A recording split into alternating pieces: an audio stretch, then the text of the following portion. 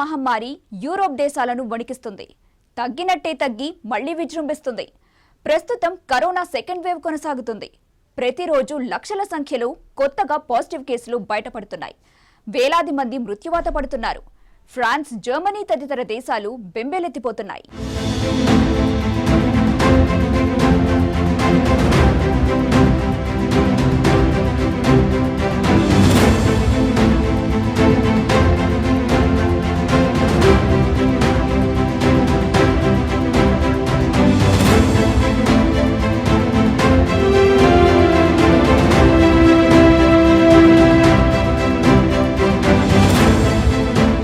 Corona virus ను ఎదుర్కొనే సన్నద్ధతను Europe దేశాలు అసంపూర్తిగా వదిలేశాయని, అందుకే ఈ దుస్థితి దాపురించిందని ప్రపంచ ఆరోగ్య సంస్థ ప్రతినిధి డేవిడ్ నబారో చెప్పారు.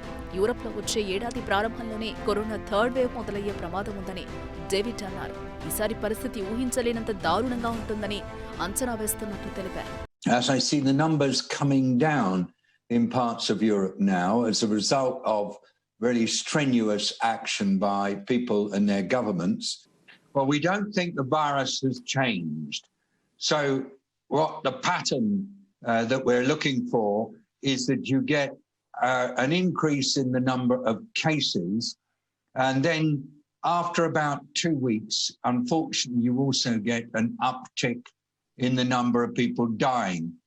And so if you look, for example, at the French figures right now, their actual case numbers are dropping, but their death numbers are still rising. And that is very much the kind of pattern you would expect.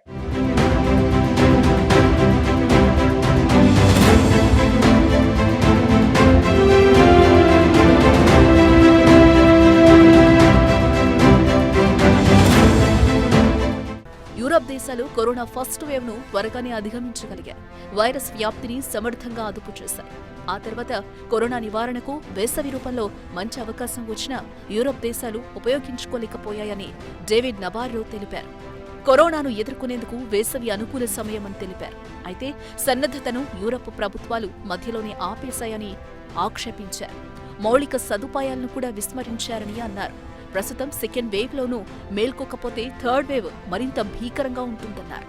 ఇప్పటికైనా వైద్య సదుపాయాలను మెరుగుపరచాలని, మౌలిక వసతులు ఏర్పాటు చేసుకోవాలని ప్రభుత్వాలకు సూచించారు.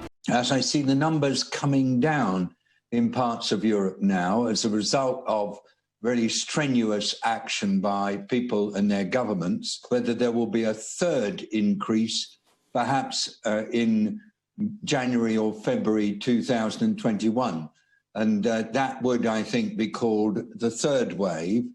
And I do see people starting to ask the question, are we destined to be moving into and out of movement restrictions in Europe for the forthcoming months until there is widespread use of the vaccine? Are we almost inevitably going to have a third wave and then a third series of challenges?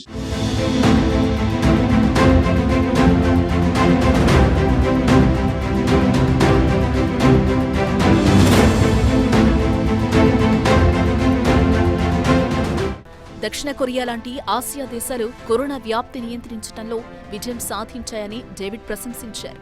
అక్కడ అత్యంత తక్కువ స్థాయిలో కొత్త కేసులు నమోదవుతున్నాయని గుర్తు చేశారు. కరోనాపై యుద్ధంలో ప్రజల భాగస్వామ్యం, సహకారంతోనే ఇది సాధ్యమైందని చెప్పారు. పలు ఆసియా దేశాలు లాక్డౌన్ ఆంక్షలను అర్ధాంతరంగా నిలిపివేయకుండా కరోనా అదుపులోకి వచ్చేదాకా కొనసాగించాయని, ఇది మంచి పరిణామమని అన్నారు. యూరప్లో అలాంటి సన్నద్ధత కనిపించలేదని డేవిడ్ నబారో తెలిపారు.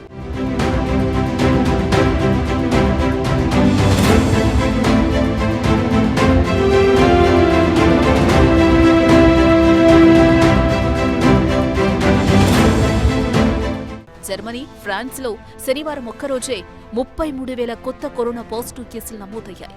స్విట్జర్లాండ్, ఆస్ట్రియాలో నిత్యం వేలాదిగా కొత్తగా కేసులు బయటపడుతున్నాయి. టర్కీలో తాజాగా 5,532 కొత్త కేసులు బహిర్గతమయ్యాయి. బ్రిటన్ ప్రభుత్వం విధించిన లాక్డౌన్ డిసెంబర్ 2వ తేదీన ముగియనుంది. దేశంలో కరోనా కేసులు స్థిరంగా కొనసాగుతూ ఉండడంతో లాక్డౌన్ను కొనసాగించే అవకాశం లేదని తెలుస్తోంది. సాధారణ ఆంక్షలే విధించనున్నట్లు సమాచారం. బ్రిటన్లో కరోనా వ్యాక్సినేషన్ కార్యక్రమాన్ని వచ్చే నెలలో ప్రారంభించేందుకు ప్రభుత్వం సన్నాహాలు చేస్తోంది.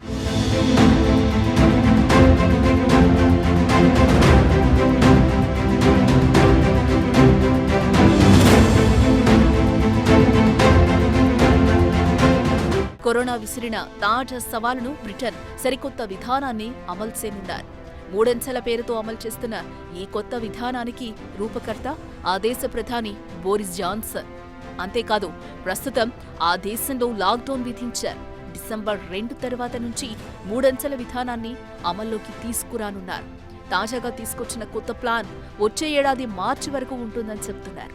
ఈ విధానంలో ఎక్కువ రిస్క్, తక్కువ రిస్క్తో పాటు మధ్యస్థ రిస్క్ ఉన్న ప్రాంతాల్ని గుర్తించి అందుకు తగ్గట్లు నిబంధనలు విధిస్తారు.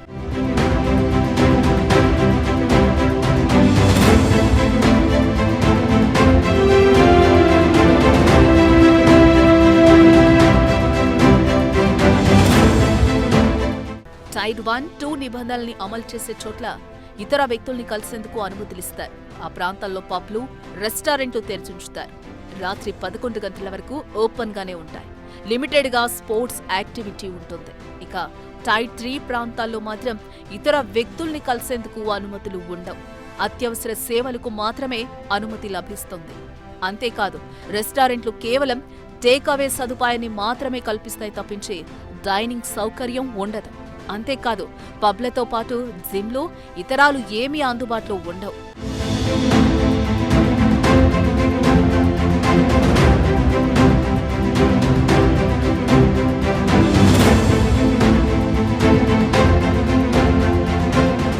ప్రతి 14 రోజులకు ఒకసారి ఆయా ప్రాంతాల్లో కరోనా తీవ్రత ఎంత ఉందన్న విషయాన్ని సమీక్షించిన తర్వాతే నిర్ణయం తీసుకుంటారు. ఇటు ప్రపంచంలోనే అత్యంత కఠినమైన లాక్డౌన్ను దక్షిణ ఆస్ట్రేలియా అమలు చేస్తోంది. వివాహాలు, అంత్యక్రియలు, బహిరంగ వ్యాయామం, కుక్కలను బయటకు తీసుకురావటం, ఇలా ప్రతి కదలికపై నిషేధం విధించారు. ఈ కఠిన నిబంధనలు 6 రోజుల పాటు అమల్లో ఉండనున్నాయి. అత్యవసరమైతే తప్ప రోజులో ప్రతి ఇంటి నుంచి ఒక్కరే బయటకు రావాలని హుకుం జారీ చేసింది. విద్యా సంస్థలు, స్కూల్స్, యూనివర్సిటీలు, కేఫ్లు, రెస్టారెంట్లు అన్నీ మూసే ఉంచాలని, తప్పనిసరిగా మాస్క్ ధరించాలని ప్రభుత్వం తెగేసి చెప్తోంది.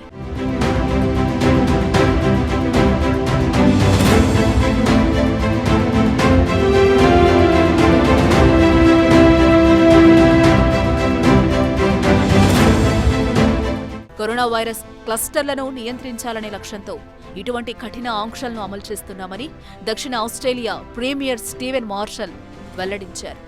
విదేశాల నుంచి వచ్చేవారిని క్వారంటైన్ చేసే దక్షిణ ఆస్ట్రేలియా రాజధాని అడిలైడ్లోని ఓ హోటల్లో సహాయకుడు వైరస్ బారిన పడిన తర్వాత మరో 23 మంది కరోనా సోకింది. దీంతో అధికారులు కఠిన చర్యలకు ఉపక్రమించారు. అంతేకాదు, కరోనా బారిన పడిన వారిలో ఎటువంటి లక్షణాలు బయటపడకపోవటం ఆందోళనకరమని మార్షల్ వ్యాఖ్యానించారు.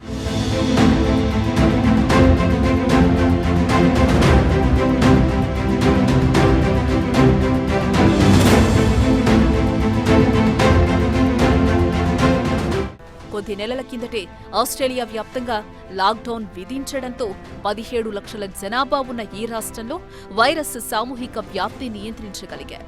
కాగా ఇటీవల పొరుగు రాష్ట్రం విక్టోరియాలో మహమ్మారి విజృంభించడంతో మెల్బోర్న్లో 3 నెలల పాటు కఠిన లాక్డౌన్ విధించారు. ఆగస్టులో 700 కేసులు నమోదైన ఆ ప్రాంతంలో ఇప్పుడు 20 రోజులుగా ఒక్క కేసు కూడా నమోదు కావడం లేదు. వీటిని దృష్టిలో ఉంచుకుని దక్షిణ ఆస్ట్రేలియా కఠిన లాక్డౌన్ వైపు మొగ్గు చూపింది. మొత్తానికి వ్యాక్సిన్ సంగతి ఎలా ఉన్నా కరోనా ముప్పు మార్చి వరకైతే తప్పదన్న సందేశాన్ని ఆయా దేశాలు తీసుకుంటున్న చర్యల్ని చూస్తే అర్థమవుతోంది.